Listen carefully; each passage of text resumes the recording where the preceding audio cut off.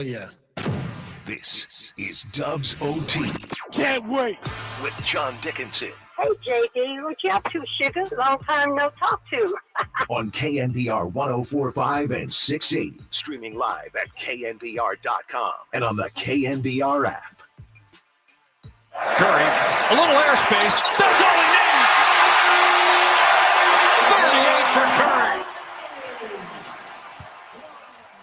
He has got the last 16 points for the Golden State Warriors. Wow, and Curry ends up with 42, and the Warriors end up with a come-from-behind victory over the Denver Nuggets as the Dubs get the job done in overtime. 137 to 131 winds up being the final inside Chase Center. We welcome you in. It's Dubs OT with JD here on the Sports Leader. Greg Silver on hand, and it's a pleasure for the first time after a game. Of course, we were here before the game to welcome you to Harmonic Brewing in Thrive City. Cheers here to everyone, and cheers to a hell of a Warriors overtime come from behind win. Steph Curry ends up with 42, and the Warriors are 2-0 on the young season as they send the Nuggets to their first loss in what was their first game. So a little bit of a rest advantage for the Nuggets coming into Chase Center tonight. But the Warriors find a way to get it done. A lot to get into. 808 KNBR is the phone number as we kind of set the table here to begin the show. 415-808-5627. It was the Aaron Gordon show. Aaron Gordon ended up with 50 tonight, 10 of 11 from three-point range. But Stephen Curry gets the last laugh in the overtime. Steph, really, I mean, he goes bonkers in the second half and in the overtime to finish with the 42 points. And the Warriors able to overcome the 50 from Gordon. And Golden State in this game, Steve Kerr deployed a unique lineup with about 4 minutes to go in regulation, down by 7. I was a little skeptical of a Stephen Curry, Jimmy Butler, Jonathan Kuminga, Draymond Green, Al Horford 5. But that 5 was able to get the game to OT, and the Warriors get enough stops and enough Steph Curry offense, some Jimmy Butler assists to earn a hell of a home opening win. And I couldn't believe this note, Greg Silver, as we welcome in Greg. First time the Warriors have had OT in their home opener in my lifetime. Wow. In my lifetime, which is going back, you got to go all the way back to 79-80, which is before I was around.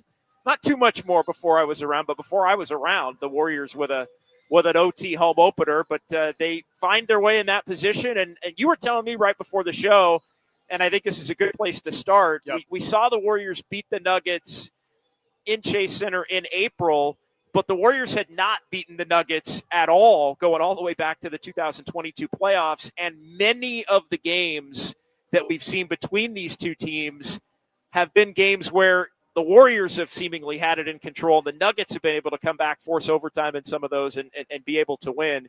Tonight, the Warriors are able to flip the script. So, Greg, welcome to Harmonic. And, wow, what a game. Good to be back here for the second time today with you. We had our Dubs roundtable from 4 to 6 with Dirty Work. Derek Papa still hanging out with us late, so he's committed, and I love that very much. But, yeah, is it too early in the season to have a statement win? I will answer that question and say no for all the reasons you just laid out. And not when it's against one of the two teams that we talked about on our Dubs roundtable. Correct. That is clearly among the elite two teams in the Western Conference, Denver along with OKC, and the Warriors are able to kind of send a little bit of a message to the Nuggets, I think, in this one. That's a big part of it. Another big part of it is what you laid out with how many times have we seen the Warriors and Nuggets have these tight contests where it's back and forth in the fourth quarter, and it plays out in the opposite way where the Warriors are the team that has that lead, and then the Nuggets look half dead, and then they're the ones that are able to just take advantage of every last chance and either win it in regulation, force overtime, take it away. And we saw the complete opposite of that tonight. And so the third reason of it all, and what we got into with the roundtable is it championship or bust for this team? And the answer is yes. Does that mean they are the title favorites? No. But it means that they picked a direction at the trade deadline to go and get Jimmy Butler, and Steve Kerr is not under contract after the season. Steph Curry, Draymond Green, Jimmy Butler, they are all living in the here and now and not thinking about next year or the year after that. So with all this talk about Jimmy Butler, oh, it's just a fling and it always flames out. This wasn't designed to be some kind of long-term marriage. The expectation is they want to compete with any and every team, and to have that kind of measuring stick game against Denver, who hadn't played a game yet, and to go and win it in that fashion where largely Jokic doesn't do his thing, but Aaron Gordon has the game of his life. You said the 10 threes, 17 for 21 shooting from the field, period. But there's this one thing that gets in the way of it all, and there's the one reason you never fully count the Warriors out. That's number 30, Steph Curry. Warrior fans know this. The chat knows this. No one should ever take this man's play for granted. No doubt. And he put on a show, and I'm looking back through the numbers. Steph Curry at halftime had 7 points. At the end of the third quarter, he had 13. He had 20. So he had 13 in the third. He had 15 in the fourth quarter to end regulation, and then 7 in the overtime. So 7 in OT, 15 in the fourth, 13 in the third for Steph Curry tonight to end up with 42. And the Warriors really, throughout the night, it ends up being an offensive explosion both ways. But the Warriors wind up the night, and it looked like they weren't going to quite have enough offense at different points. But Steph ends up with 42, and they wind up with 6 in double figures overall. Jimmy Butler assisted on 3 of the first 4 baskets of the overtime. So he was getting the job done in that fashion, and then hit a big 3 that all but iced the game before the Curry layup. Curry was doing it with defense. He had the knockaway that turned into a Jonathan Kuminga layup. And again, as skeptical as I was of the Steph, Jimmy, Kuminga, Draymond Green, and Al Horford lineup, Steve Kerr went to it. They defended at a really high level with it, and you kind of wonder, are they going to have enough offense? Are they going to have enough spacing? But you can go to that when Steph Curry is going nuclear, as Steph Curry did in the fourth quarter and leading into the overtime. So 808 KNBR, 415-808-5627, the number to join us on the phone lines or via the Golden State Lumber and Showroom text line. As the Warriors get the win to improve to 2-0. Let's get it going. Kyle Haar in our San Francisco studios. Kyle, we got Drew Down. Drew Down leading us off on the phone lines tonight. Let's get Drew Down up first here on Dubs OT on the phone lines. We got the best YouTube chat in sports off and rolling as well. But Drew Down's going to tip us off here on the Sports Leader. John Dickens win. What's going on, my brother? First things first. What's up, brother? I want to hat tip Aaron Gordon. That brother was cooking with bacon grease tonight, but it wasn't enough because we got a man, first name Stephen, last name Curry. What can you say about this guy, man? Tough drive, clutch threes. He's ageless, man. He said, I refuse to lose. Shout out Brother Lynch. And I also thought we got incredible contributions from so many players up and down the roster. Butler, Horford hitting them clutch threes. Draymond, JK making clutch defensive plays at the end of the game. Just an incredible win. Not that I didn't think we would win, but the way Aaron Gordon was playing, I thought that, just one of them nights. But we got the win, and I'm going to end this call with a night. Yeah, and Curry and Draymond and the Warriors hitting the Nuggets with the night in that one as they put the game away. But so many different, and Drew Down touches on it, so many different contributions. I mean, we highlight Stephen Curry for obvious reasons, but yeah, Jimmy Butler ends up with 21 points to go with 5 boards and 6 assists. Draymond helping to do the job on Jokic. Warriors did a nice job on Jokic tonight. I mean, he did wind up with a triple-double, so he's 1 for 1 in that department, but he took a lot of three-pointers, which he was not making tonight, 2 of 13 from deep, and he was 8 of 23 overall, so 6 of 10 on twos. Didn't get to the free throw line a ton and ended up only with 21. So Aaron Gordon offset some of the 21 when Jokic can obviously get into the 30s himself. And we've seen him have some monster games. But the Warriors doing a nice job, I think, of making Jokic work. And then, positive performances up and down the lineup from Steph, from Jimmy, from Draymond, from Horford, and for a second consecutive game, a winning performance from Jonathan Kuminga, who was that turbocharged role player. I say that, though, as somebody that's been over 30 minutes in each of these first two games. He's earned it. Didn't shoot the three ball as well as he did in Los Angeles, but he did a lot of really good things to help the Warriors win this game, including defensively. I will also just interject and say those 5 you mentioned right there, the 5 closers, the only 5 to be in the positive best 5. Plus minus.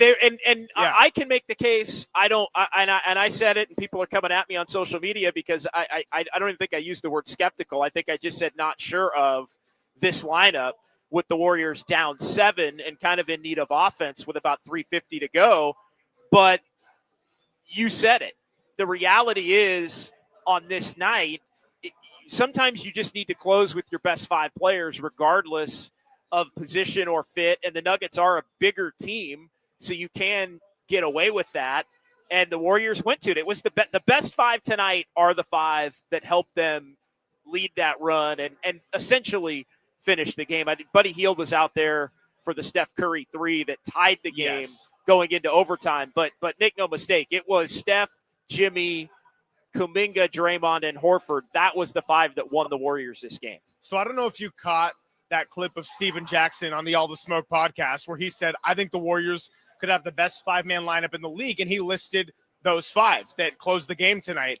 And Papa and I got into this on the Day Show a little bit. And I said, look, if I'm being honest, I don't know how I feel about that. And a large part of that was something we've discussed on this show so many times. Kuminga has played his best basketball offensively, mostly when he's playing the 4. And in this case, he would be the 3. Jimmy would be the 2. I got to say, though, I was proven wrong in this case because they all collectively and cohesively defended when Denver's defense was just tearing the Warriors apart. The issue wasn't the Warriors and their offense. They had a pretty well-balanced scoring attack there in the first half.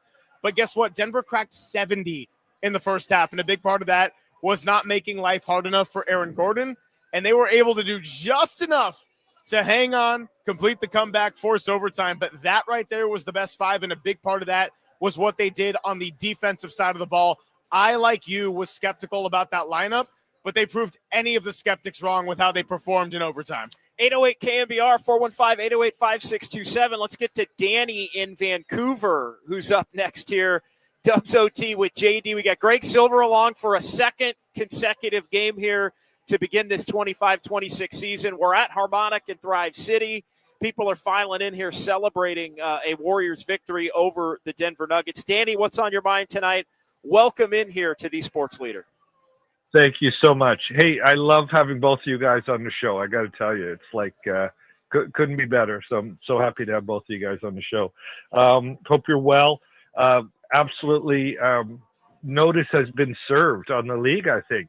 I may be premature, but I think notice has been served. We can add about 17 more evers to Greg's never, ever, ever, ever underrated Stephanie's ridiculous. There's no platitudes or words, so that was just unbelievable at 37 years old. So that was fun. Just a couple of thoughts. I think the Chuck and Shaq have to stop talking about how the Warriors need size. The Warriors need size, because every time I hear that, I look at the box score and we out-read about the other teams. So I think they can put that to rest. I don't think rebounding is the issue. It's just going to be age and health this year. But I love the way that Horford plays. He's an absolute perfect fit for the Warriors, I think. I love the minutes that Will Richard gave us. Very unexpected. That's great. And I got to tell you, I've always been kind of hard on JK, but he is playing so under control and so smart, and he's making intelligent plays and low turnovers. The turnovers were fantastic, well below their average, I think, past year. So great start, and it was just a lot of fun to watch. I last point I was going to say, I just had a feeling that the way Gordon was shooting and the Warriors were still in the game, I thought they'd be there at the end. I don't know why, but I just thought this guy's hitting everything. I mean, everything that he's throwing up is going in. And still the Warriors are hanging in there, and they couldn't pull away. So I thought that was a good sign. And almost seemed like Denver looked a bit tired at the end. I don't know what you guys thought. So love to hear your comments. By the way, I don't like that new heave rule. I really don't. I'm curious what you guys think about it. Thank you. Last thing first, and thank you, Danny. Yeah, I'm with you. The heave rule is a little weird because it messes with the numbers, right? Because you end up with a different total field goal percentage for the team than the individual field goal percentages for somebody. I'm still getting used to that and kind of checking some of the box scores. We'll kind of go in reverse order to some of Danny's points. Aaron Gordon, I'm with you on that point.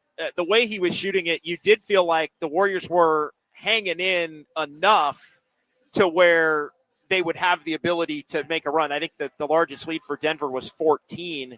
And it was, God, if he could cool down even a little bit, the Warriors are going to be right there and maybe even have a chance to take control, assuming they could continue to be in an offensive flow. The problem is Aaron Gordon never cooled down. He missed one three-pointer and ended up 10 of 11. And it just looked like, Jokic was going to do enough. Murray came alive as the game went on. But I was kind of with you. I thought this was going to be another one of those games with 4 minutes to go. I'll admit that the Nuggets were just a little bit better. Warriors don't quite match up. And, Jokic, maybe not his best game, but Aaron Gordon went for 50. And wow, I mean, he's somebody that maybe not in the way that he killed the Warriors in this game, Greg, tonight, but he's killed the Warriors in his own way many times, usually with a lot of baskets around the rim and dunks and layups and rebounds and getting out in transition and all those kinds of things. So Gordon was spectacular, and he never really did cool down.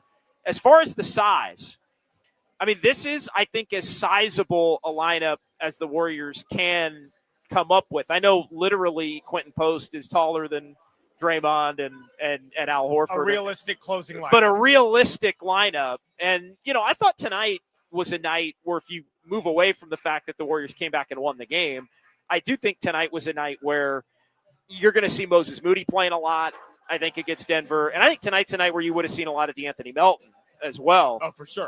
Playing against Denver. So without those two players, you got to try to find some other lineups. I mean, that's frankly Moody, and I talked about this in a couple of the shows I filled in for Papa. I mean, Will Richard is somebody that's going to play in part because Moses Moody was out. Now, I wasn't going to necessarily be in the starting lineup, but he was going to get a decent amount of Will Richard's minutes. But, yeah, they don't have, or at least haven't in recent years, had a lot of size. But when you're 5 and Horford is a threat to shoot, you can get away with one extra, maybe bigger wing that doesn't have the shooting ability. And when Steph Curry's going nuclear, you can get away with 2 of them. And so the Warriors were able to be out there with Draymond and Jimmy, who did hit a 3 in the overtime, and JK. But, yeah, I think you got to give Kuminga a lot of credit. A real, as Danny said, Greg, controlled game from Jonathan Kuminga. It didn't hit the 3, but it didn't really feel like, I mean, maybe one. I don't know. I'm kind of out of the business of, like, charting every shot. Like, oh, my God, he took 2 bad shots. If he's going to play as well as he's played these first 2 games in the way that he's played, clearly trying to do it in a way that benefits the team, I'm willing to overlook a bad shot or 2 here and there. Oh, for sure. Yeah. Well, here's another side takeaway I had as far as lineups go. And this is not to single out and rag on Brandon Podziemski, but one of our takeaways was that this roster has a little bit more coverage, a little bit more options all around. So Brandon Podziemski didn't have a fantastic game tonight. Now, he hit a couple outside shots. I'm not saying he was a disaster, but he probably wasn't good enough to close, right? So what do you have? You have options even without Steph Curry on the team for the time being, even without DeAnthony Melton. What you end up doing is you slide Jimmy Butler to the 2 for the closing lineup. But even before then, the guy you just said, Will Richard, this is a rookie who's playing right away. All this Steve Kerr can't play young players or can't develop them. He trusts Will Richard right away. And that transition 3 he had off the jump ball was a big-time shot in a game where the Warriors looked partially dead there in the fourth quarter, and you weren't sure that you had it in them. So I know it's only a 2-game sample size, but this kid can play. He's going to be in the rotation. And once again, you're just starting to see, even in 96 minutes of basketball, I guess let's call it 101 with overtime there, 101 minutes of basketball, you're starting to see that there's just a little bit better optionality here for this coaching staff when maybe a certain player or two isn't giving you their best performance on a given night. 808 KNBR 415-808-5627, the number to jump in and join the conversation on the phone lines or via the Golden State Lumber and Showroom text line. 831 chiming in. Big takeaway from this one. Warriors need another consistent outside shooter. I don't disagree with that, but I think it's going to have to come, at least initially, in the form of a couple of the guys we just mentioned, maybe Moses Moody or DeAnthony Melton. And Steph Curry. Yes, although I don't know that he's necessarily going to be in the rotation on a night-in, night-out basis. That's fair. But it's the best part of his skill set that he can offer for the team. It is, and another one of those, as we talked about the other night, another one of those players where you've got Seth who can kind of offset some of what Buddy Hield does and give yourself another option, a little bit more of maybe a ball-handling combo guard in a sense, at least he has been throughout the course of his career. Not really a penetrator, type of a guy in terms of a ball handler there, but somebody that you can put on the floor to help space the floor. And I think he'll be a productive type of a player in the regular season when the Warriors are going to need depth. And look, tomorrow's one of these games. I mean, this is the other benefit of tonight and finishing the game with Al Horford and having Al Horford play as many minutes as he did, because tonight, and the game went to overtime. I mean, Steve's been talking about 20. Well, Al ended up with 29 because the game went to overtime tonight. He's going to get tomorrow night off, which is going to provide in Portland an opportunity for Quentin Post to play more and an opportunity for the Warriors to have to play a little bit smaller. Maybe TJD finds his way in the rotation. We'll see how all that shakes out. But tonight is one of those nights. Horford looked a little out of sorts in the game on Tuesday against the Lakers. Tonight is exactly the kind of game and the reason why you go get somebody like Al Horford. 3 for 4 from 3, 13 points, just solid and steady, had a block tonight, and somebody that allows for you to play a little bit bigger lineup on the wings because he's a threat to hit shots. Sure, and the team that you're going to face tomorrow in Portland, that's probably They going to have be a size. chance. They got size, and it's also a chance to tinker with some lineups some more. It's also an opportunity for some of these younger guys to either get more minutes or to crack some of that rotation. TJD is a good example of what you just mentioned. We're not going to expect to see Horford tonight because he's not going to play, or tomorrow night rather, because he's not going to play back-to-back. So maybe TJD does crack the rotation. Maybe Quentin Post is able to get out there a little bit more. Maybe Jonathan Kuminga is able to take a little bit more of a lead on the offensive role. Like, this all is something that can change because of the type of opponent you're placing. And look, I know Portland in particular, that is a wild and volatile situation that went down this morning with Tiago Splitter going to be leading the team and the Chauncey Billups situation. But I'm just using Portland as a template for the type of team that is more young, athletic, up and coming, might not have the veteran savvy and the IQ that some of these other teams like a Denver tonight might have, but maybe not so much focusing on the individual circumstances, which are pretty wild in and of themselves. Well, and look, you're going to need more youth and energy, and against a team like Portland, I mean, they took Minnesota right down to the wire last night, and not to get too deep in the weeds on that at this point, but that's the kind of team that is going to try to beat you with their athleticism. That's the kind of team that's going to try to beat you by running you up and down the floor. And obviously they've got a little bit of a weird situation going on with their head coach being arrested earlier today in Chauncey Billups with the whole gambling and that whole scandal that's going on throughout the NBA and others involved in that. Terry Rozier and Damon Jones, who used to be in the NBA and was a coach in the NBA as well, an assistant. So it's going to be a little weird, I think, tomorrow in Portland for the Blazers, but the Warriors are going to have to do it in a different manner than they did tonight. But as people have been pointing out in the YouTube chat, this is a deep Warrior team. This is a deep Warriors team.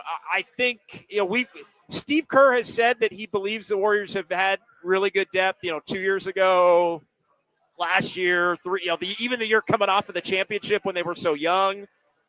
I think I want to say, put that team up against maybe the 15 or the 16 team in terms of depth. And I was like, whoa, Steve, are you getting over your skis? And Steve was getting a little bit over his skis that was like Wiseman and Moody and Kuminga. None of those guys were really ready to play at that point. Still, coming right out of the championship.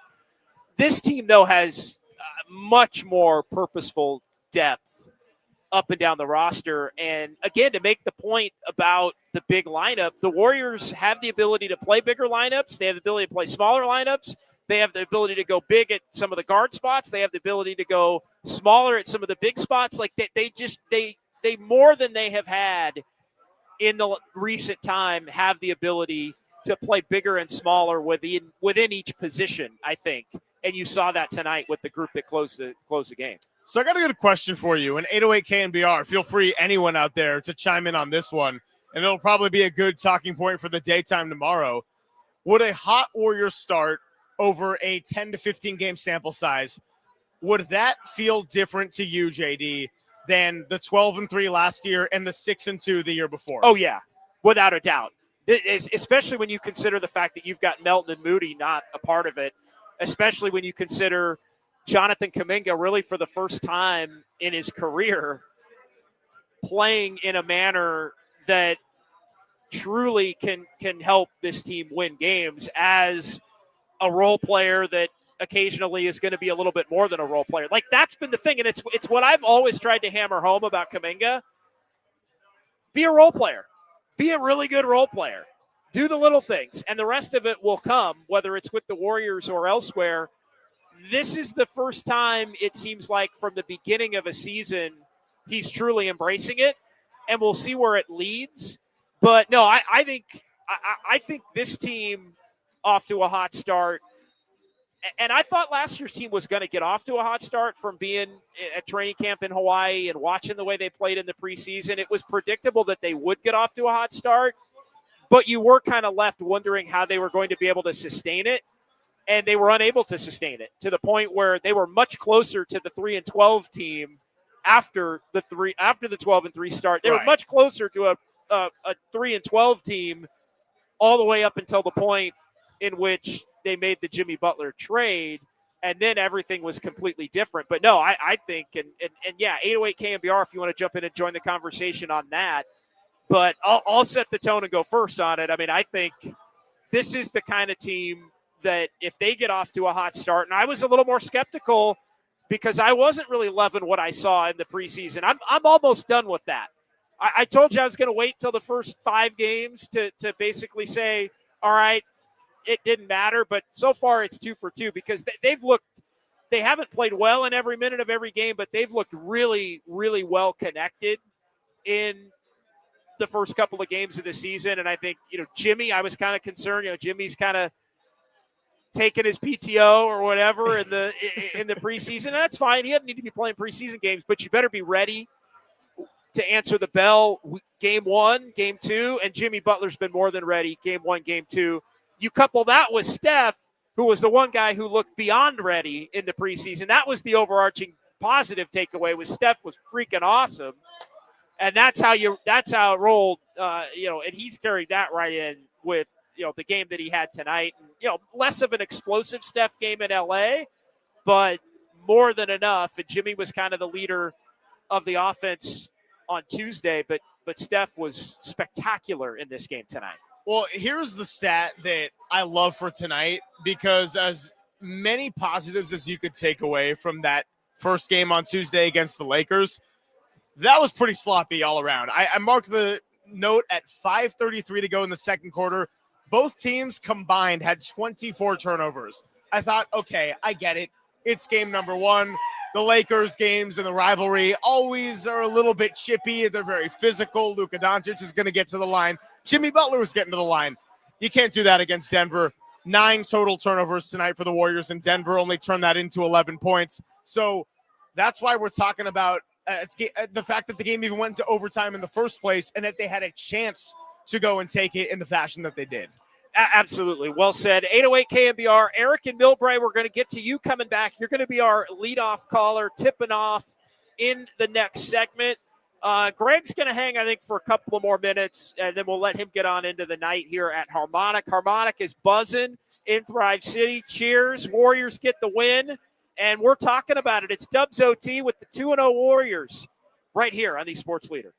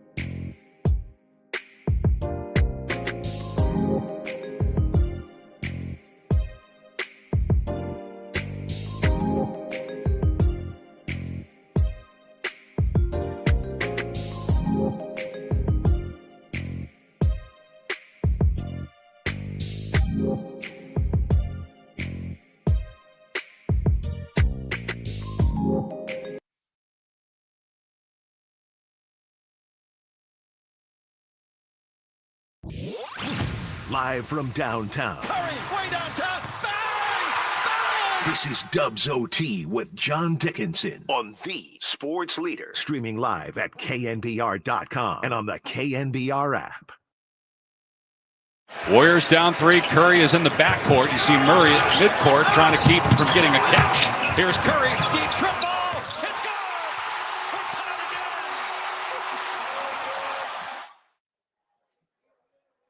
The shot making from Steph Curry is just incredible. I mean, tonight, a couple of the threes they weren't just normal threes.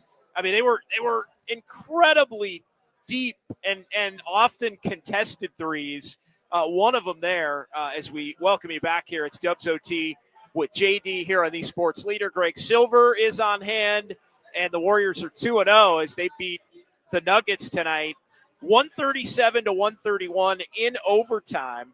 And so we're talking about it. 808 KNBR, 415-808-5627. I wanted to look at the one that tied the game. I wanted to look at the official number here, Greg. It was a 34-footer from Steph Curry to tie it with 21 and 9/10 seconds to go, ultimately forcing the game into overtime after the Warriors got a stop on Jokic.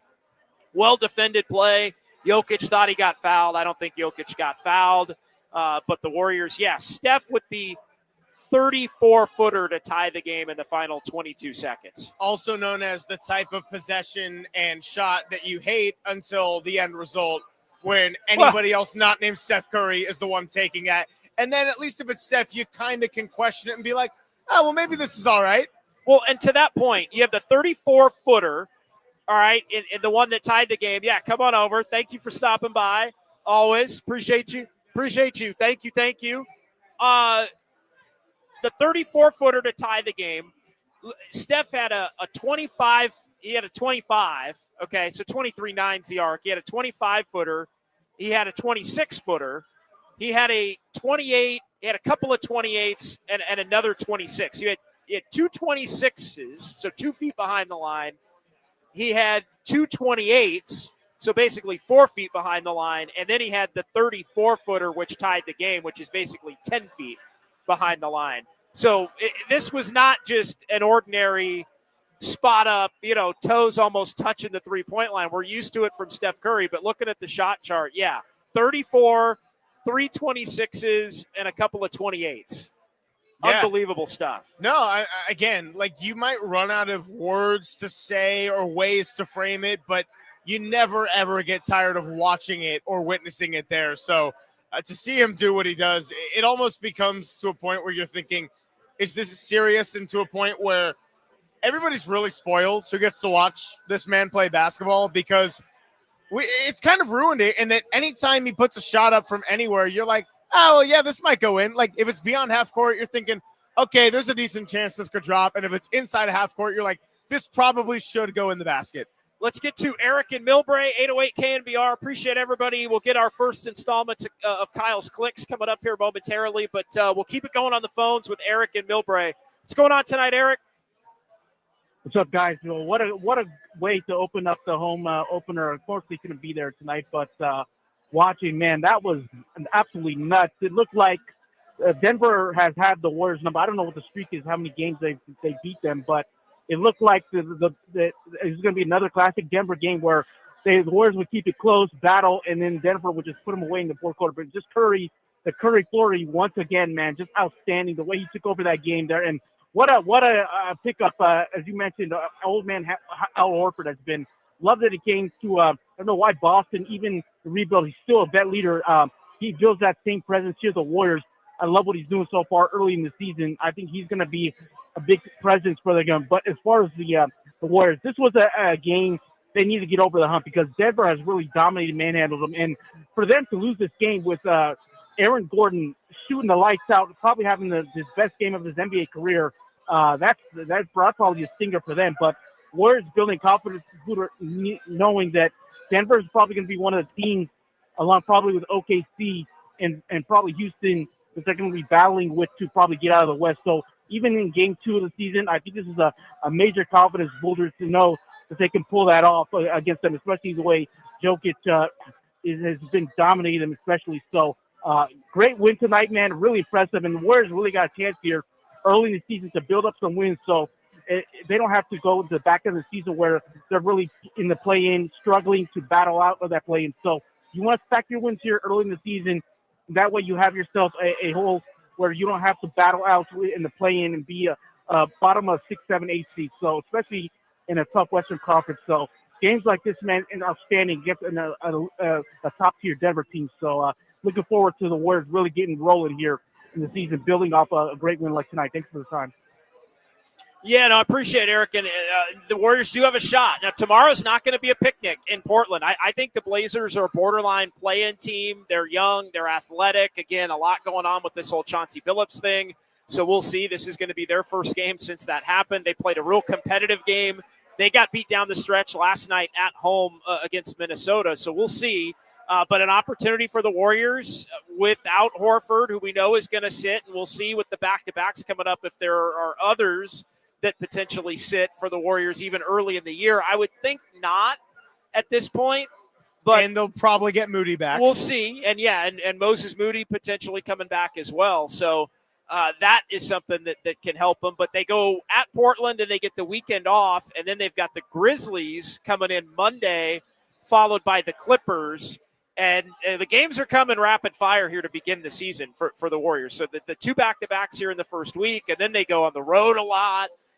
So it's going to be a tough schedule. But tonight is one of those games that can help the Warriors separate early because it's against one of these teams that you would at least coming into the year, given the history, and Eric mentioned it, the 9 straight that the Nuggets had won against the Warriors before the game back in early April that the Warriors won in Chase Center against Denver. Now it's a couple straight for the Warriors in the head-to-head matchup since the Jimmy Butler trade. So that now changes the calculus maybe a little bit on the matchup. We've seen the Warriors' ability to win close games and to give the Nuggets some of their own medicine in a couple of these games now that they've played post-Jimmy Butler trade. Well, to your other point about tomorrow night, I'm not calling it a picnic by any stretch because how many times in the last couple of years, Jimmy Butler or not, well, have we seen a Warriors team? They've owned Portland. They have, but we've seen a Warriors team go up against an undermanned or an inferior opponent or one that looks like a gimme on paper or, yeah, maybe this is the wrong time to bring this up, but maybe one where the point spread would be a little bit heavy in their favor and they go and lay an egg in that case. I just look at an older team, and I know Horford's going to come back and you get Moody back as well potentially, but I feel like an older team, second of a back-to-back, going and playing a young athletic team in Portland. Like that, to me, immediately, Portland did not play tonight. Again, they've got the drama and everything going on with, Tiago Splitter's going to be their head coach tomorrow. The former San Antonio Spur, been on Chauncey Billups' staff. there with the Blazers. So it's going to be a uniquely weird situation in Portland tomorrow, but it's a game that's absolutely gettable if you're the Warriors. But we're also, every season is different, and that, we learn something new, I would say almost every night, the first 15 to 20 games, especially the first 5 to 10. And I think, the one thing we learned tonight, hey, that big lineup is something that the Warriors can go to and have it be effective down the stretch in a game against a contender. Like, that is a major box checked. Forget about whether I was skeptical or not. It worked. It doesn't matter. It worked. So you file that away. It worked, and it's something that Steve Kerr can potentially go back to at different points against other teams that maybe deploy bigger lineups. I need to see a little bit of tomorrow with the older team. Emotional win home opener tonight. You go up to Portland. Portland's more rested. I kind of liked what I saw from Portland against the Warriors in the preseason. I know that Steph had his flurry and up there, and they came back, but that's a game. Again, maybe we're talking about it tomorrow night, or we're talking about it next week, and it's like, all right, no big deal. The Warriors go up there and handle. Maybe the cloak of everything that went on today with Chauncey Billups is too much for Portland to overcome. But we're going to learn something more about this team tomorrow, how they handle a game like that, as dominant as they've been against the Blazers. Let's get Bruce in San Jose next here on Dubs OT. 808 KNBR, YouTube chat, comments coming as well. But Bruce, you're on the Sports Leader. Hey, Bruce. Yeah, hey, good evening, JD. Thanks for taking the call. Great to hear you on Dubs OT. And, yeah, I'm 43 years old, so I remember watching Al Horford in college, and I don't remember him having a 3 then. I'm sure he's developed it over the years. I haven't followed his career. But, man, he can hit that corner 3. I love it. And then I forget his first name. I know his last name is Richard, the rookie he's also from Florida. Oh, yeah. I mean, Will Richard. His first name's he had a great game, too. I heard, okay, thank you. JD. I think his stat line was great. I don't the whole plus and minus defensively, right? That's the team more. But he had 6 or whatever. He had a big 3. Anyways, I'm very impressed with him, and I forgot Al Horford getting to 3.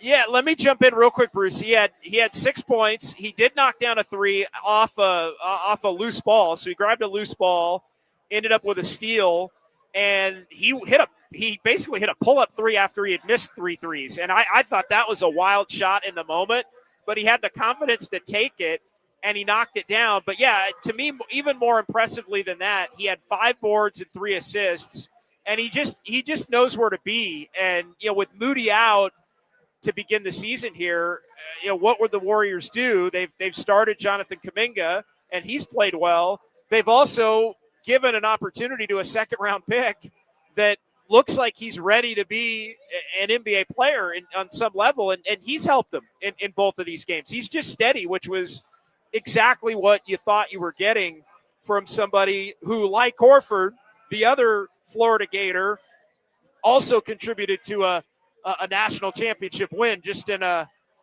different decade. Yeah, for sure.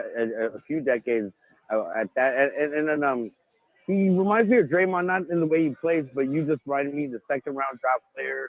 Did he go all 4 years of college? Anyways, there is something to be said for success at the college level. It does translate, at least, in my opinion, for the winners. No, I absolutely. Bruce, thank you for the call, man. I really appreciate it. Don't make it your last. I know you won't. And thanks for chiming in tonight. All right, thanks. Good night, guys. All right, 808 KNBR, 415-808-5627. We continue on here. Dubs OT with JD. We're at Harmonic Brewing at Thrive City. Place is jumping tonight. It's a Thursday. I'm not going to lie. That does feel a little bit like a Friday, but it is a Thursday. It's Friday Junior. It is a Friday. There is a Friday Junior vibe in the back-to-back with the Warriors headed up to Portland tonight, and they'll take on the Blazers tomorrow. And, of course, we'll have Dubs OT for you tomorrow as well here on the Sports Leader immediately following the end of that game. And for those of you looking for a little Saturday Dubs action, we're going to tip that show off in November. Not going to be because of the 49ers schedule and them being on the road here for a couple of weekends in Houston and New York these first 2 weeks. We're tentatively scheduled to start Just Dubs on Saturdays, November the 8th, November the 15th. One of those 2 Saturdays is when we're going to start up Just Dubs. But with all the games these first couple of weeks, we got you more than covered here on the Sports Leader with Dubs OT following the first 2. And then tomorrow and Monday and Tuesday, and it's going to be a blast here. And we couldn't be happier to be back at Harmonic. We had the big roundtable show out at Harmonic here earlier today, and we're wrapping things up with Dubs OT following a big Warriors win. All right, Kyle Haar, let's get to it right now. Let's a good extended segment here for 8 or 10 minutes on our Kyle's Clicks and what's going on in the best YouTube chat in sports. Horford's OT3 from Bees Knees took some souls on that Denver bench. Yeah, Horford's and I thought Jimmy Butler's as well. I would say Butler's maybe more so. Maybe more so. And Steph, I think Steph took some souls tonight. He's the ultimate killer, right? The ultimate killer. But I keep coming back to the 34-footer to tie the game when you're thinking, oh my God, like that is as desperation can get. But he hits it, and all of a sudden the Warriors are taking control of the game in OT. But, yeah, a lot of big threes tonight for the Warriors. Digum 117. Horford allowed Draymond to roam on defense. I think that was the difference. That's a great point. Yeah, it's a really good point. Horford being out there, I think Draymond, we've seen him cover a lot, but he can do that with a little bit more trust, knowing that if he cheats a little bit too far up or over off of a screen, because they were trying to get Jokic on Steph or Podziemski on Jokic, that matchup the whole time. So Draymond to have Horford out there, just a little bit of a bigger body and someone with that IQ, I think that's a great call by Digum 117. Yeah, great call there. Erwin Kwong, Mike Dunleavy, here are your flowers for drafting Will Richard. Yeah, Will Richard can play. And he probably winds up, and we'll see again what the Warriors do as far as are there going to be other vets that maybe don't play tomorrow night in Portland. I would imagine on nights where everybody's available, including Moses Moody, Will Richard probably won't be in the rotation, but Will Richard is so versatile that maybe GP2 is somebody that's taken the second of a back-to-back off. You can play Will Richard in his spot as well. Like, he is just versatile enough to where you can carve out different roles from him. But, yeah, Will Richard, he also seems like the kind of player that even if he winds up being comfortable enough in his own skin to play the first 2 games of his NBA career as a second-round pick, he seems, and you never know, because young players, it's always different, you never know, but he seems comfortable enough to be willing to not play for a couple of games and still keep himself ready to be able to play when his number is called again, even if that winds up being sometime next week or maybe after we get into November.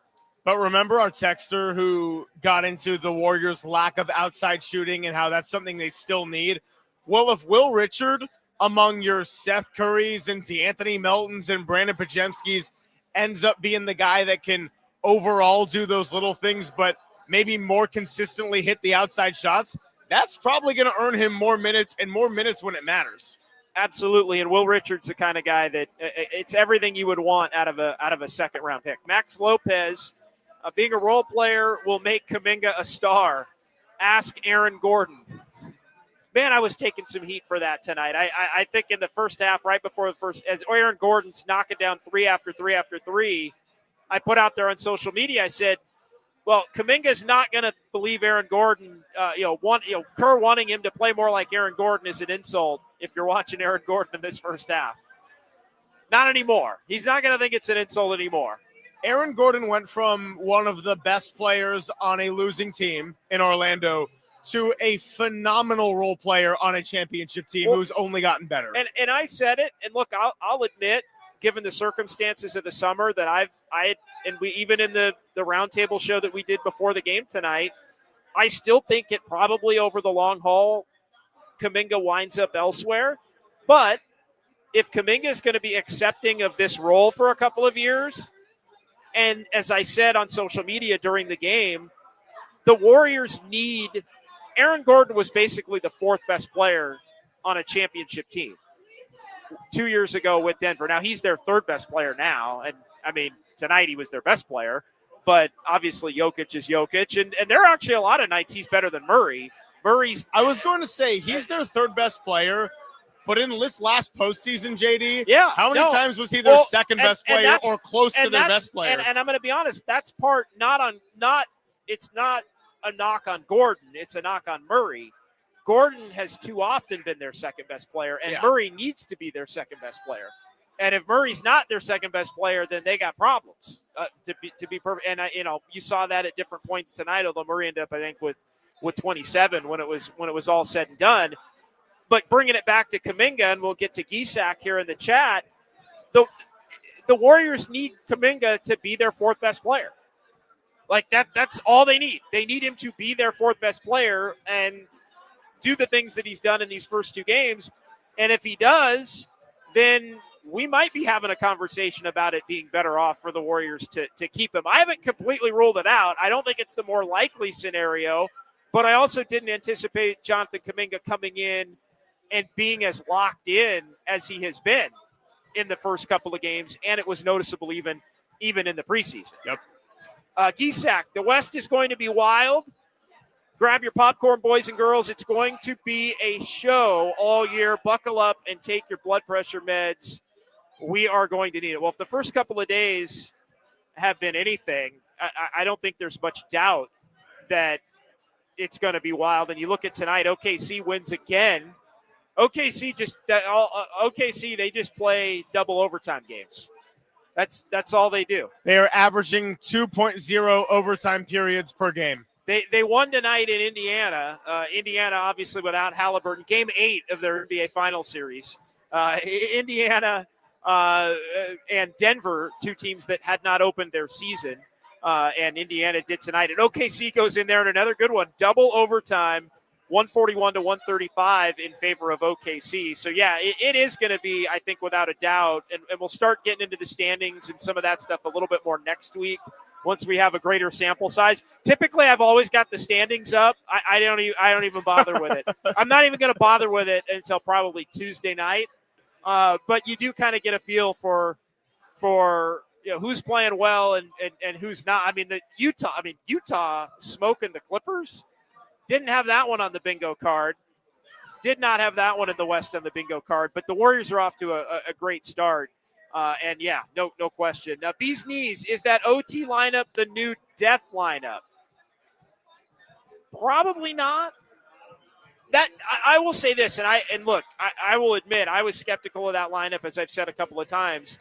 I think to me that lineup, and maybe you disagree, and 808 KNBR if you want to join the conversation. I feel like that lineup was more Denver specific than we think this is our best lineup. Denver or teams with a dominant big man. Yeah. Specific. Yeah. So if Embiid is healthy. And they have a lot of size. I mean, Denver has a lot of size other than Brown. But I think about like a healthy Philly team, possibly. I want to see what it looks like when Moses Moody comes back, because for all of the lineup tinkering last year, there was finally that five-man combination that Steve Kerr found that he consistently liked. So when Moody's back, if he's playing well, how does that fit into the equation? That's my question. Well, and would Moody, if Moody had been the starter to begin the year healthy, as I think he was going to be, would Moody have been out there at the end of the game tonight, maybe instead of somebody else? I don't know the answer to that question, but I do think, to me, I think it was more matchup specific, that group, than, hey, we think this is like the best lineup or the best lineup in the NBA. Some of the things that have been kind of thrown around that you were alluding to earlier. One more. Let's do one more, Kyle, and we'll take a timeout. Erwin Kwong, don't know about Kuminga being a terrible defender. He stepped up big time with that block on Jokic near the end there. I thought, Kuminga tonight, there was a little bit of help defense issues. A couple times he got beat on some cuts or he was slow to rotate over. But again, I think his intent for the most part has been there, and that's been a big time positive. Well, he's always been a better on-ball defender one-on-one than he has been a team defender. So starting him when you're facing Luka Doncic and the Lakers and putting him on Luka, I get that move. It's more about kind of growing in the larger functioning within the 5-man unit for Kuminga and as that a defender. to me is what won him the starting job with Moody out, was that they were going to use Moody as the point of attack defender. Yep. And they've liked Kuminga in that role in the past, and so they've just kind of rolled with it. All right, let's take a timeout. Greg, appreciate you, brother, for hanging out here tonight again for the second consecutive night. We're going to let Greg get on with his evening here. We're going to keep things going into the 11 o'clock hour, probably till about 11:30 or so. More from the YouTube chat coming up. We're going to do Sounds of Dubs OT, fun with numbers, all of that. But, Greg, quick final thought to you. Appreciate you. I know I'm going to be on with you tomorrow in the 1 o'clock hour. Larry Kruger's going to be in with you for beginning at 10 o'clock for Papa tomorrow. Yep. But I really appreciate you stopping by here for the first couple of Dubs OT shows, getting us off to a great start. This was a long day. Starting in Santa Clara, we had our Dubs Roundtable. We're here now. This was also a great day. I'm probably going to show up tomorrow, maybe with some sunglasses indoors, a big old thing of coffee. But no, we're going to have a lot of fun 10 to 2. You're going to join me from 1 to 2 in the last hour of the show, like you said. Thanks to Kyle. Thanks to Overnight Dave and chat. You know I love you. I'll see you soon. All right, so for Greg, we're still coming back. Kyle Haar in studio. Dubs OT, we're rolling on. Warriors win in overtime, 137 to 131, and we're talking about it right here on the Sports Leader.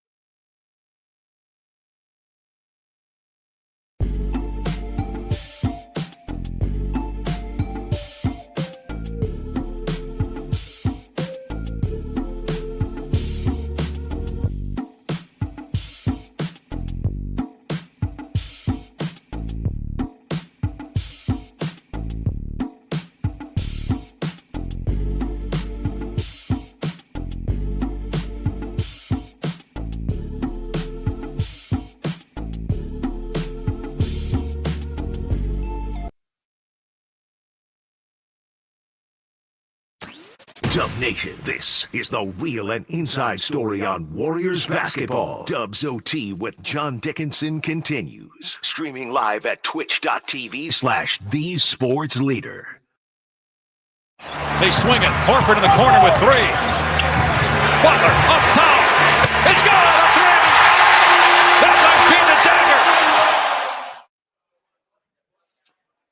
Jimmy Butler with 3 of his 21, and the Warriors get the win in overtime over the Nuggets. They come from 14 down to win 137-131. Warriors are down 7 with 3:50 to go.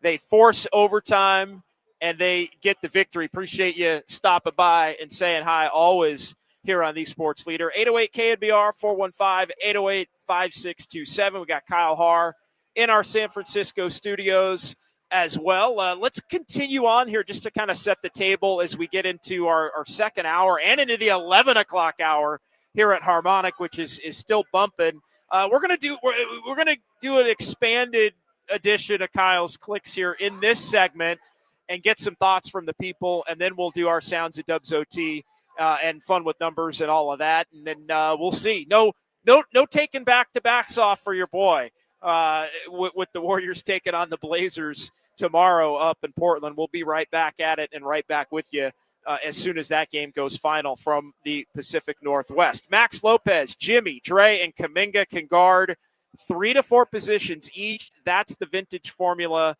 like with Iggy and Clay. No doubt. I mean, that is it. When you go to that lineup, you're going to that lineup because you want to basically clamp the opponent down and not let them score anymore, especially when you do it with 3:50 to go in a game that you're down by 7. You're basically saying at that point, it's 116-109, and we're trying to go on an 11-4 run at a minimum, and that's exactly what the Warriors did. 11-4 to be able to tie the game and force it to overtime. AJ Cruz 75, what if Kuminga actually fits with this team now? Yeah, if the first 2 games are an indicator, that could very well be the case.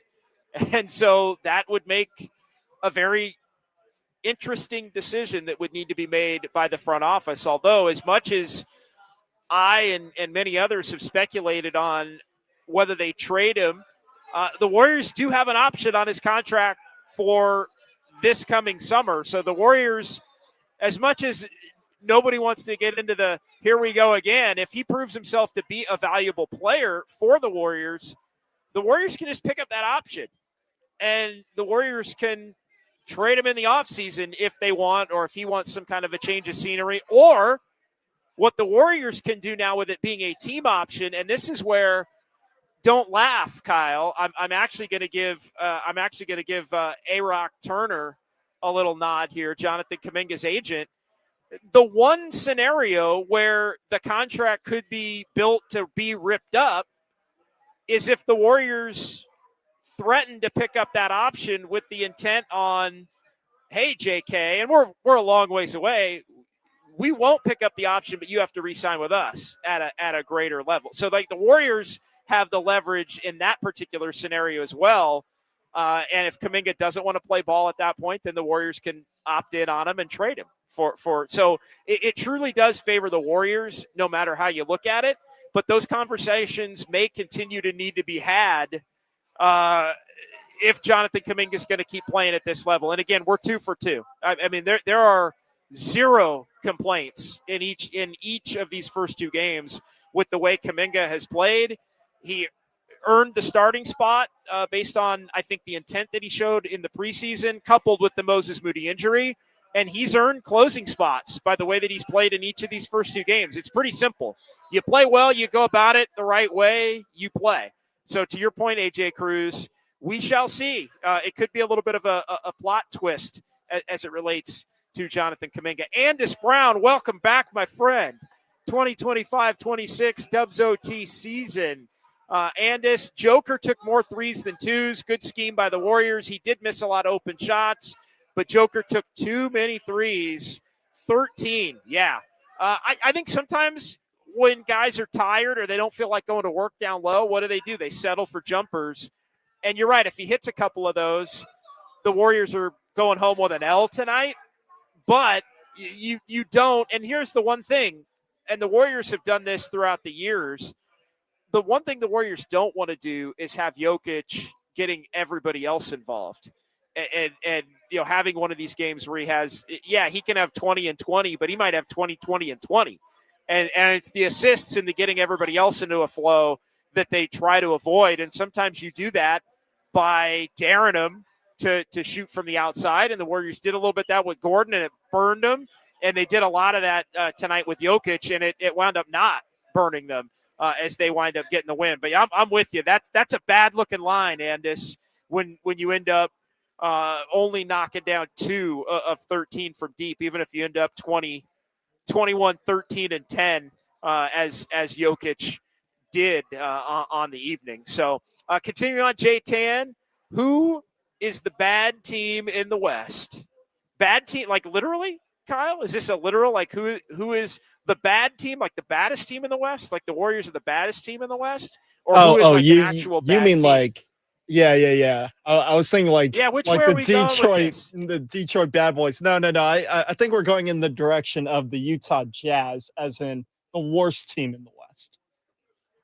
Well, I think one game in, it's got to be the Clippers, right? Because the Clippers got smoked by the Jazz last night in Salt Lake City. Or the Mavs. They were down by – the Mavs did not look good.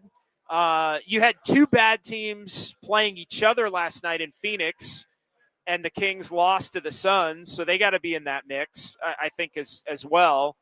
The Pelicans were competitive against the Grizzlies, although the Grizzlies won. I think the bottom, and look, this Chauncey Billups thing with the gambling and the arrest and the mafia and all this stuff that's been going on today, the scandal across the NBA. Portland was a team, my bottom 5 in the West coming into the year, I would have said Pelicans, I would have said Kings, I would have said Utah, and Phoenix. That's 4. Who am I forgetting? Like, I think Portland just misses that. Probably. Yeah. But then you got to put – but are you going to put Memphis in there or Portland? Are Memphis and Portland similar? Could be the Grizzlies. I think Portland and the Grizzlies are trying to battle to stay out of the bottom 5. But no, I guess Portland might be the best of that group. Portland, Pelicans, Kings, Suns, Jazz. I think those are the bottom 5 in the Western Conference, J-Tan. But I'm actually kind of high on Portland a little bit in terms of maybe being able to be a play-in team. But man, this Chauncey Billups thing, that's pretty bad. That's something that could send them down a real bad road here. Michigan Silverines. What's the ceiling for the Dubs? I think winning the title. I mean, we talked about this. We talk. I mean, health and age and all of those things, I think, are going to be the number 1, 2, and 3 concerns. But I think it feels to me like this is at a if they're healthy. Look, Steph goes down, it's a wrap, just like it was in the playoffs against Minnesota. But I feel like it's somewhere between second round of the playoffs and winning a title, depending upon what Kuminga turns into or what they turn Kuminga into and their ability to be able to stay healthy. So I don't know, Kyle, fair or foul, the ceiling being a title for the Golden State Warriors. I feel like they're a little short of that right now. I think so, too. They can either add a player that gets them there, or they can become that team based on how they play between now and the end of the season.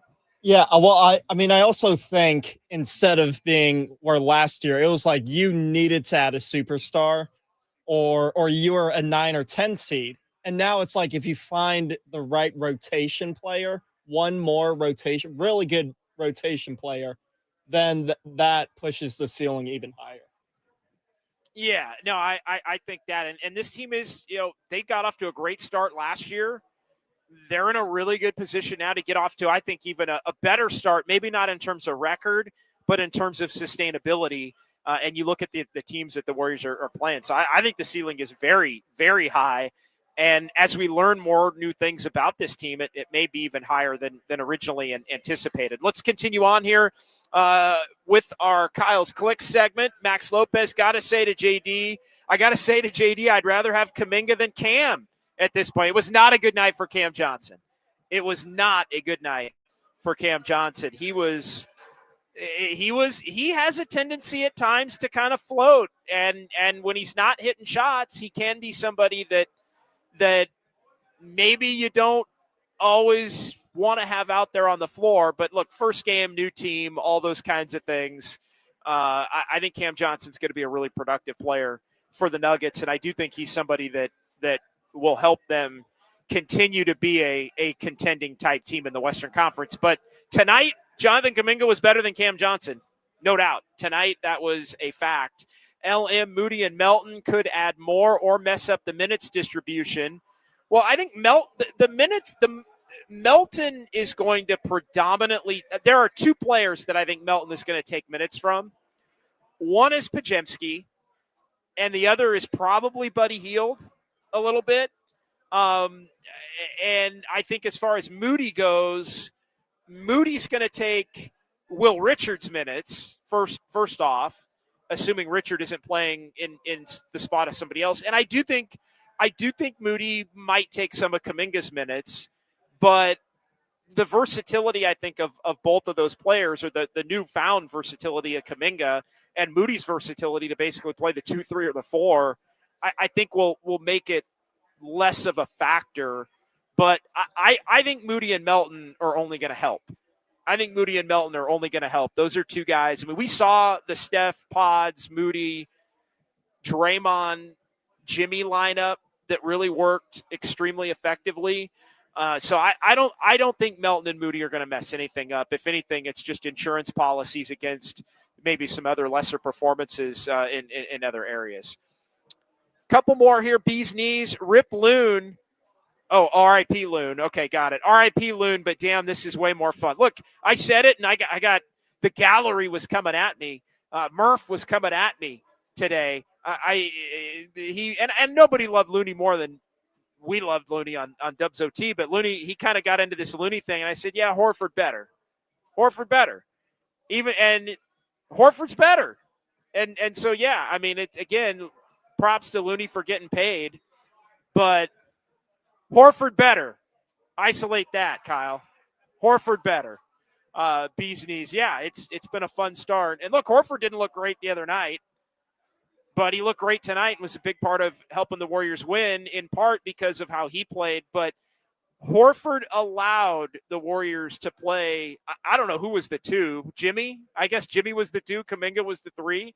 Maybe Kuminga was the 2. Jimmy was the 3. Whatever. But with Horford at the 5, it allowed for Jimmy and Kuminga to basically play the 2 and the 3, and it worked.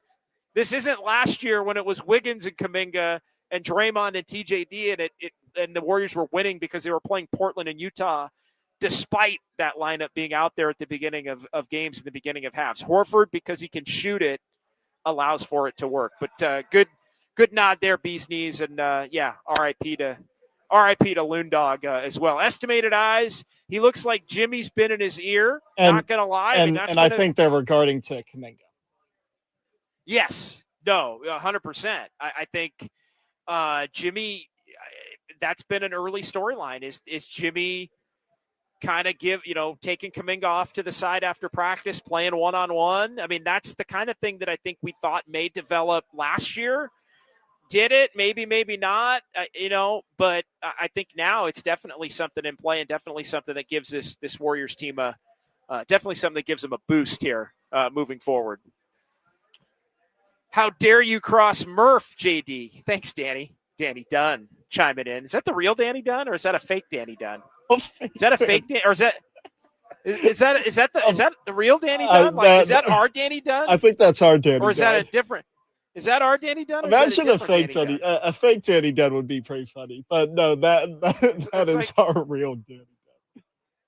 That's an imposter. That looks like an imposter here on the Sports Leader. All right, let's do what do we want to do, Kyle? Do we want to take that break now, or you want to do a couple more of these? Yeah, let's take a timeout. Come back. We'll right. hear from the players and coaches regarding more about this lineup that we've been talking about. Yeah, the story of the night was the Warriors' closing lineup of Steph, Jimmy, Kuminga, Draymond, and Al Horford. It brought the Warriors back from down 7 with 3:50 to go. They go to overtime. Whole lot of Steph, whole lot of Jimmy. Real productive performances from Horford and Kuminga and others. And the Warriors get the win in come-from-behind fashion over the Denver Nuggets, 137-131. We're talking about it right here. It's Dubs OT with JD on the Sports Leader.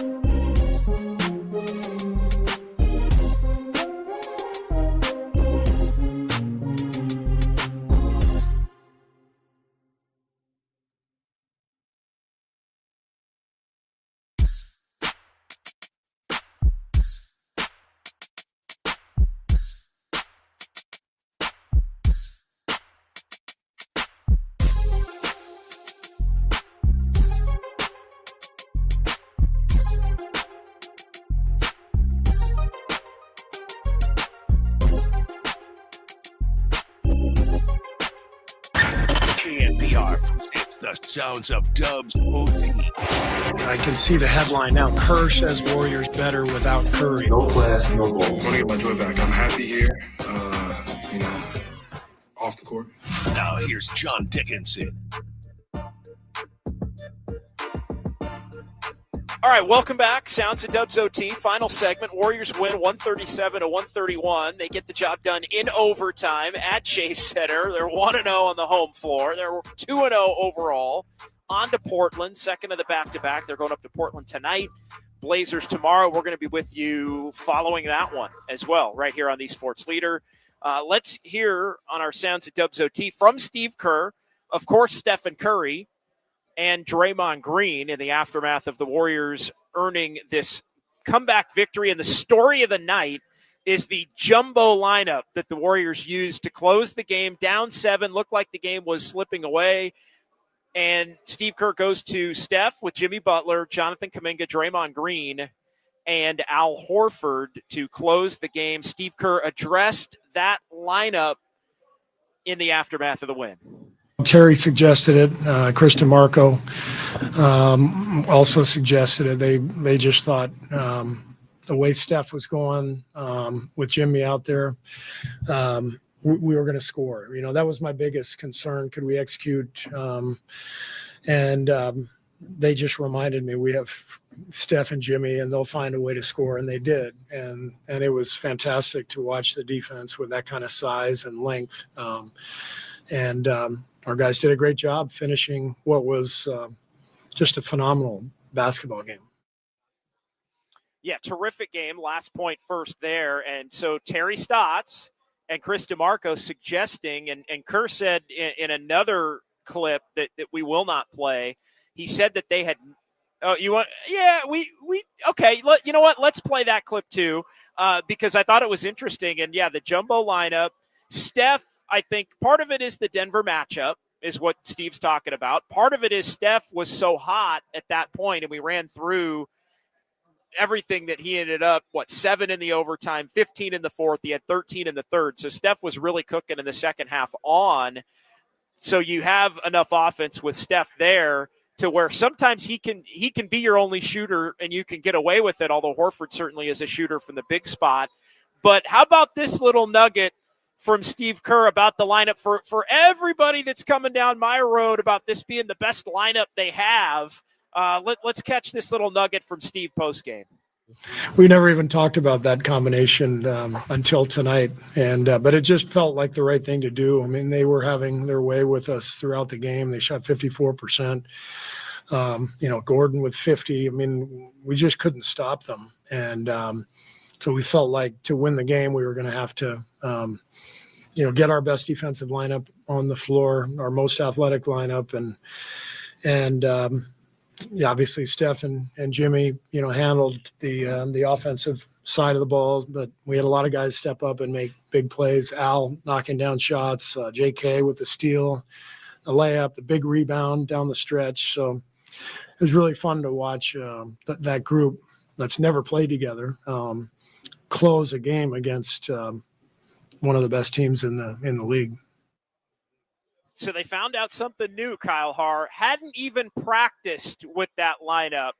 Hadn't thought about using it and kind of went to it on the fly, and it helped him beat, again, one of the two true contending teams, I think, in everybody's mind here in the West to begin the season. I think it's OKC, it's Denver, and then can the Warriors enter that conversation, Kyle? Can other teams enter that conversation as well?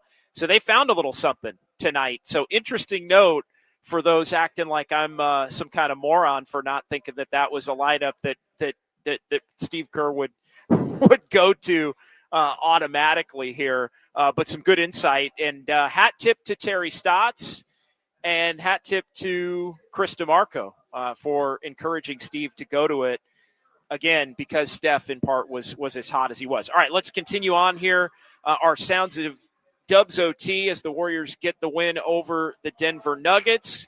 Our second cut up tonight, or our third cut, actually. Let's hear a couple from Steph Curry. Steph Curry addresses the Warriors' ability to learn how to win with some new players entering into the mix here.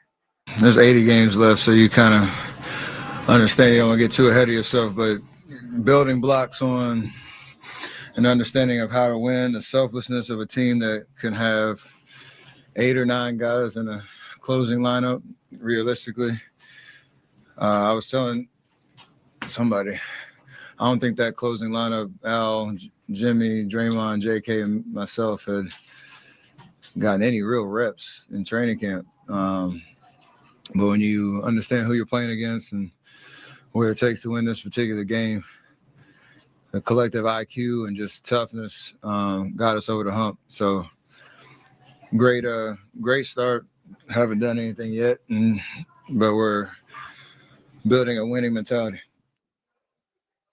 And I think that's the biggest takeaway, building a winning mentality early in the year, and also the ability to find some things that can work on the fly to allow for yourself to be in the best position to win against, again, one of these teams that are title contenders. So from one Steph, let's go to another. Aaron Gordon cooking the Warriors tonight to the tune of 50 points on 10 of 11 from 3. Here's another Steph Curry talking about Al Horford and how they defended Gordon and all of that. I mean, Aaron Gordon had an unbelievable night shooting the ball. So we try to keep some size on him. And then, Al, we've seen it again, playing against him for years. He's pretty good switching 1 through 5. And so it allowed us a little bit more versatility on defense to just, keep a man on the ball and not have to be in crazy rotations. Obviously, they scored some points, but then on the other end, we were just really decisive on getting to our spots. We only had 8 turnovers in a game, overtime game. And so if you get shots up, you don't give, especially a team like Denver, easy baskets in transition, then you give yourself a good chance.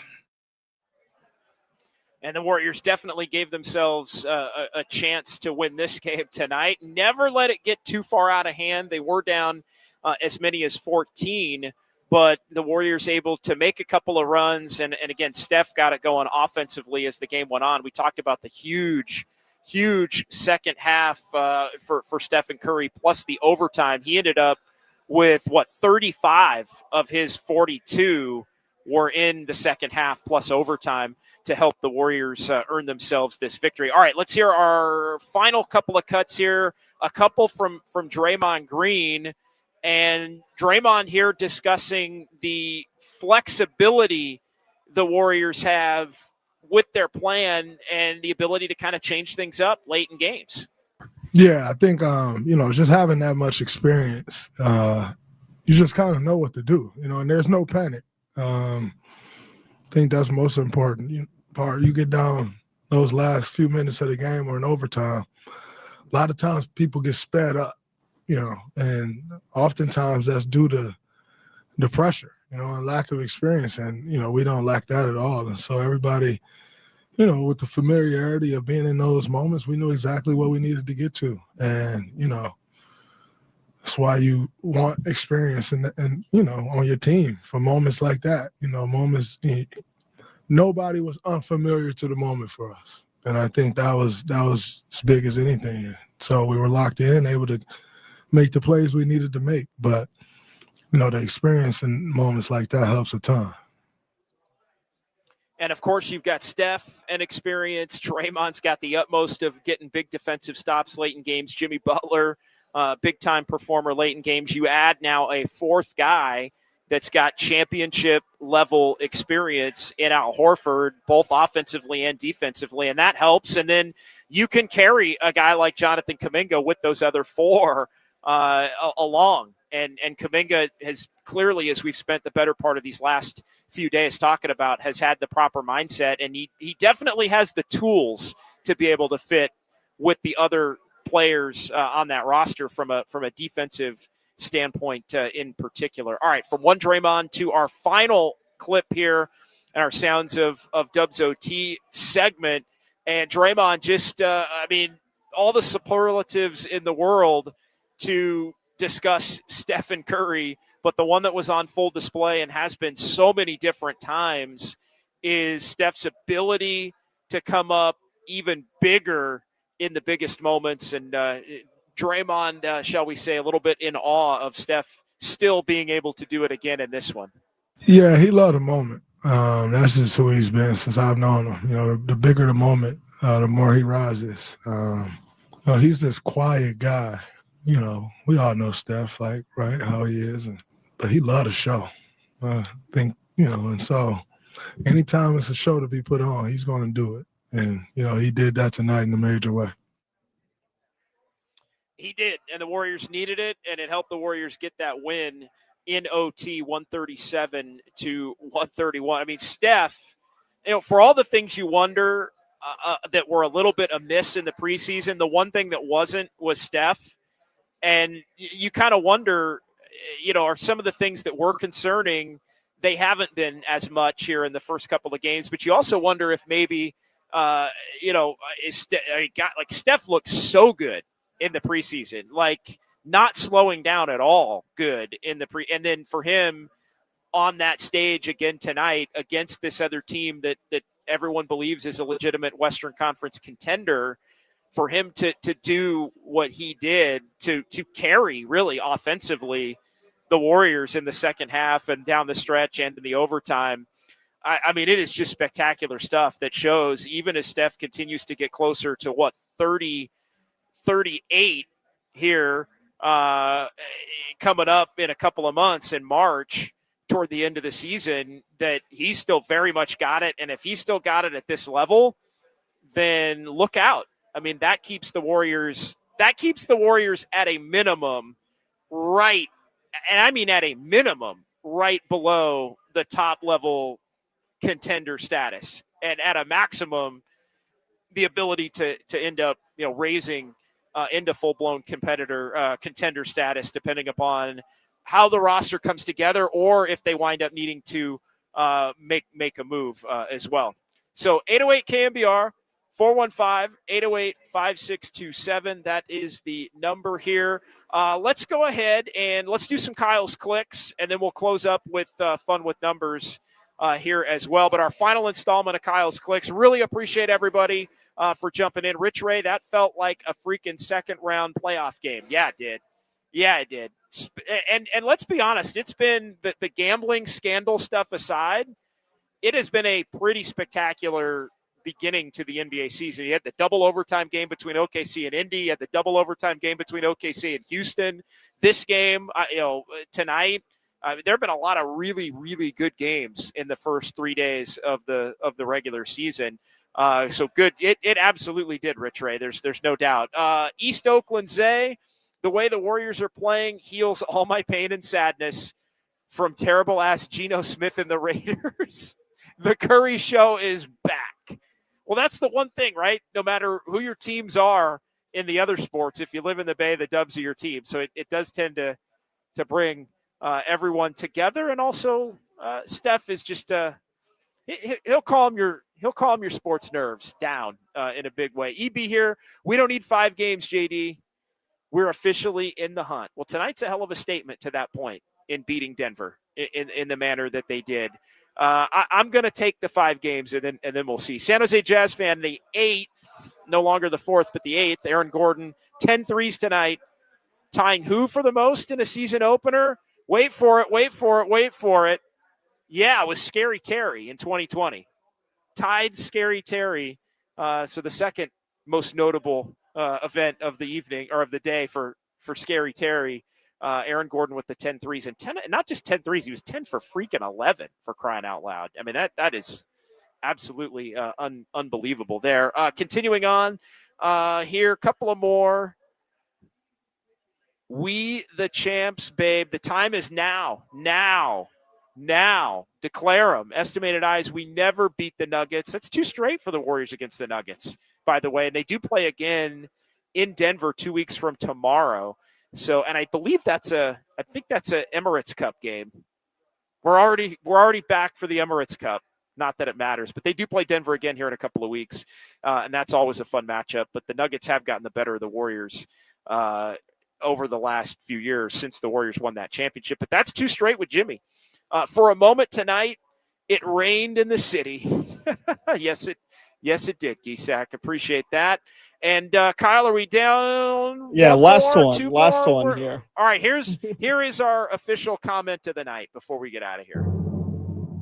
Now, time for the Dubs OT comment of the night. Ian J. Steph said, take your career high and shove it.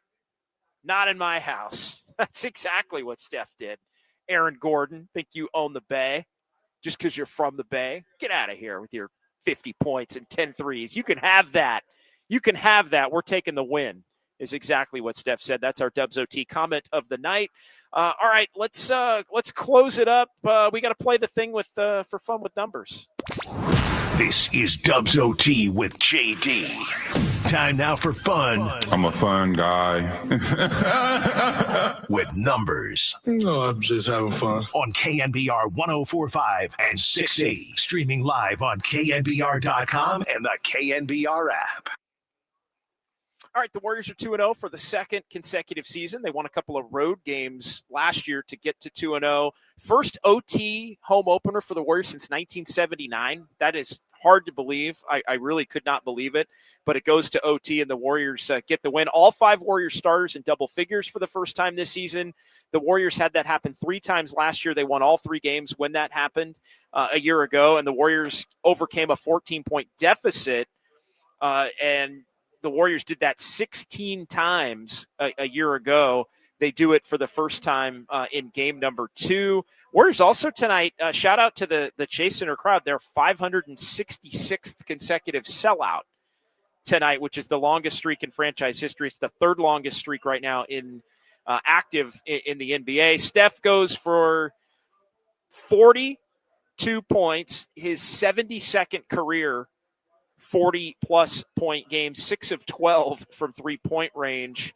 He also tied Kevin Durant for the 9th most 40-point games in NBA history with 72. So Steph and KD battling back and forth on that one. Steph, for the 3rd time in his career, had 40 or more in a home opener for the Warriors. He did it back-to-back years in 21 and 22, and he does it here in 2025.